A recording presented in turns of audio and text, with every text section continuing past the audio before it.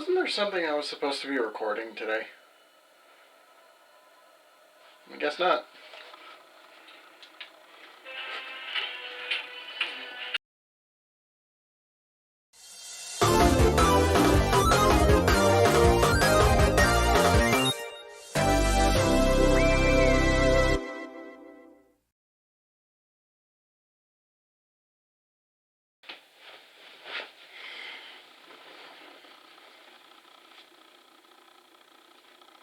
I got a new chair, so I feel a little taller and it's weird not sinking into it. But, yeah. Anyway, how's it going, everyone? And welcome back. Man, it has been quite a road getting this video on the grounds, but I guess I should explain why that's been the case. So after the Captain America video, I said I was going to do this one, and, well, quickly on, I kind of ran into some hurdles. One big one, which is now kind of fixed, but yeah. So I had this upscaler for a few years. It was kind of old and it was really cheap. I think it was like $10, $15, and I was going to use that. But my problem was that the quality I found was just really low, and I am not a person that is, prone to low quality videos. So I wanted to get a new upscaler, and initially I was even thinking of switching the game over. Like I was going to do a whole other game, that being Watchmen: The End Is Nigh for Xbox, PS3, all those consoles. Now you're probably asking yourself, well, why didn't you just emulate the game, or that kind of thing? Well, I'm a person that likes to be authentic as possible when it comes to my reviews, and I really wanted to actually record games off of the GameCube I have. In the past, I've made a few exceptions when it came to certain videos and whatnot, whether it was Arkham Origins Blackgate, I don't really have a 3DS capture device, or, something like New Super Mario Brothers, where I didn't even really, I didn't really use emulation at that time.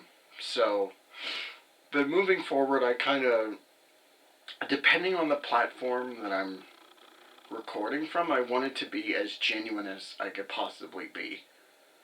So around Black Friday, I got myself a new upscaler, and yeah, so far the quality is sort of better. Let me know in the comments if you think that my quality has improved when it comes to this upscaler in particular. So after all that time, all that, messing around, we're finally here with the next game review, and yeah, without further ado, let's just dive into it. Teen Titans! The not anime but kinda is, that was a staple of the mid-2000s. If you weren't watching the Justice League cartoons, you were most likely watching this one. I myself caught a few episodes, but I wasn't catching it week to week, and I was also 3 when the show started, but who cares? Most of my love from this show came from the Flash games, and I intend on giving this show a full watch when I buy the complete series for myself. Just like movie tie-ins, if your show was popular at the time, it was bound to get a game, and this scenario is no different. This game was developed by Behavior Interactive, who I didn't have much background with, but this isn't their first foray with the Titans. They made the GBA title and its sequel to Brotherhood's Revenge. The console game came out in 2006, and I'm shocked that they didn't capitalize by making this sooner, as the show was ending that same year. As for what version I'll be looking at, I'm going with the GameCube port, because, well, that's the one I have. Okay, with that out of the way, let's go over the narrative, or at least try to. The game begins with Cyborg and Beast Boy playing a video game, and upon inspecting it, a huge flash occurs and the tower is suddenly being attacked by Hive. Soon enough, the team comes into contact with Jinx, Gizmo, and Mammoth and has to fight them all at their graduation. Oh man, graduation was such a time. The fancy dinners, huge party afterwards, heart attack on stage in which you piss yourself in front of everyone. That didn't happen to anyone else? After a magical run-in with Mumbo, stopping a prison break with Plasmus, and turning Cinderblock into gravel, they meet with Slade and realize that they're trapped in that game from the beginning, but realize that he isn't the one behind this plan. After facing the combined might of Turnian, they come face to face with the Master of Games and deal with his final challenges like Pong, Space Invaders, and Slade 2. How subtle. I personally was waiting for the asteroids reference, but I guess we'll have to save that for the next game. With all the challenges beat, we learn that the Master of Games isn't the main villain either. Huh? Who could it possibly be, you ask yourself? Is it Trigon? Brother Blood? The damn brain? Instead, the main villain is you. Say what? Yeah, it turns out that it was us, the player, that made this crazy adventure happen. All the levels they went through, all the villains that gave our heroes a bad day, it was all because of this lazy ass sitting in front of his computer there. Oh wait, that's me. What am I doing? I'm not gonna take this crap. I mean, shouldn't they be mad at the developers or the publisher for what happens in their game? But whatever, after story time. The story is fine. It's a neat idea to have us as the villain, but it's a standard catch all our villains from the show and save the day premise. They have the baddies you expect like Hive and Slade of course, but it was nice to see a couple of personal favorites of mine like Cinderblock and Mumbo, whose episodes I watched as a kid.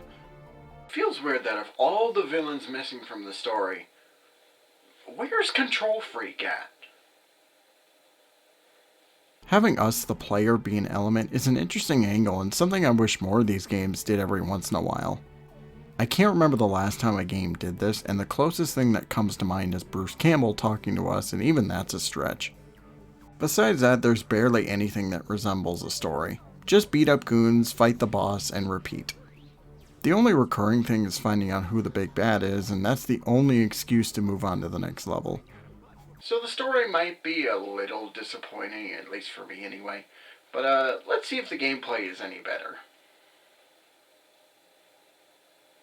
What we have today is a 3D beat 'em up, and it's going to be fun explaining how to play it with this fucking controller. It's satirical. The GameCube controller is the best controller that there ever is, and you should have no problem using it. I hope so. So the A button is for fast attacks, Y is for strong attacks, and X is the special attack. You can charge each of these attacks as long as you have enough meter to perform them. As far as the other buttons, B is your jump, the left trigger is to pick up and throw, and the right trigger is your block. You can use the D-pad to switch characters, and the C-stick as a camera, which is already fixed. Gameplay overall is pretty solid. It's easy to get accustomed to, and it's not complicated, which is great for me because I'm an idiot. I really get a kick out of using each character's special attacks, charged or not, and like most button mashers, the A button got me through most of my problems. When it comes to the different characters, they all play practically the same, but my favorites were the girls since they were fast on the ground and had good quick attacks. Robin was a good third place just for his projectiles alone, and the other two were clearly the worst. Cyborg has a great ranged attack but is slow as molasses, and Beast Boy can turn into animals, which is nice, but he doesn't feel that good to play with. I do like the monkey throwing bananas, that was good though. So let's get into the other stuff that this game has. Spoiler alert, there's not much here. Starting off, there are 15 levels and they get repetitive very quickly. You're pounding down hundreds of goons who stay alive way too long, room after room after room after room. I get that it's a beat 'em up, but those games are fun the whole time. There is some fun to be had with the gameplay, and the levels themselves are not that long, but by the end you're winded from having to take down 500 enemies in one fight. This is a game that is best played in short bursts, which won't take long since the game clocks in for about 3.5 hours. Bosses are nothing really special, so I won't even bother. Graphics are okay. The game is colorful and environments look good. The models, however, are a little strange up close, which is really noticeable during the game's cutscenes. Now I guess we know why the camera's so far out.